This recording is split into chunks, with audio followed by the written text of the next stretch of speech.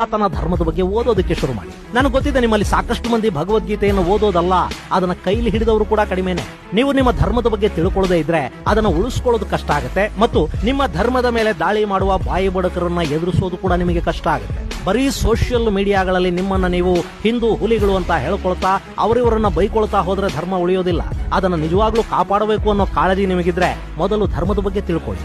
ಭಗವದ್ಗೀತೆ, ರಾಮಾಯಣ, ಮಹಾಭಾರತಗಳನ್ನಾದ್ರೂ ಓದೋದಕ್ಕೆ ಪ್ರಯತ್ನ ಮಾಡಿ. ಒಬ್ಬ ಕ್ರೈಸ್ತ ಬೈಬಲ್ ಓದ್ತಾನೆ ಅನ್ನೋದಾದ್ರೆ, ಒಬ್ಬ ಮುಸಲ್ಮಾನ ಕುರಾನ್ ಅನ್ನ ಅಧ್ಯಯನ ಮಾಡ್ತಾನೆ ಅನ್ನುವಾಗ ಭಗವದ್ಗೀತೆ ಓದೋದಕ್ಕೆ ನಿಮಗೆ ಯಾಕೆ ಸಂಕೋಚ?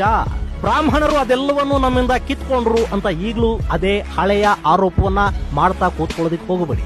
ನಿಮಗೆ ಅರ್ಥವಾಗುವ ನಿಮ್ಮದೇ ಭಾಷೆಯಲ್ಲಿ ಸಾಕಷ್ಟು ಭಗವದ್ಗೀತೆ ಹಾಗೂ ಧರ್ಮದ ಕುರಿತಾದ ಸಾಕಷ್ಟು ಪುಸ್ತಕಗಳಿವೆ, ಓದೋದನ್ನು ಪ್ರಾರಂಭ ಮಾಡಿ. ಸನಾತನ ಧರ್ಮ ಅನ್ನೋದು ಜ್ಞಾನದ ಸಾಗರ. ಅದರ ಒಂದು ಹನಿ ನಿಮಗೆ ಸಿಕ್ಕರೂ ಕೂಡ ನಿಮ್ಮ ಬೌದ್ಧಿಕತೆ ವಿಸ್ತಾರವಾಗ್ತಾ ಹೋಗುತ್ತೆ, ಯೋಚಿಸುವ ಶಕ್ತಿ ನಿಮಗೆ ಬರುತ್ತೆ. ಇದು ನನ್ನ ಕಳಕಳಿಯ ಮನವಿಯಷ್ಟೇ.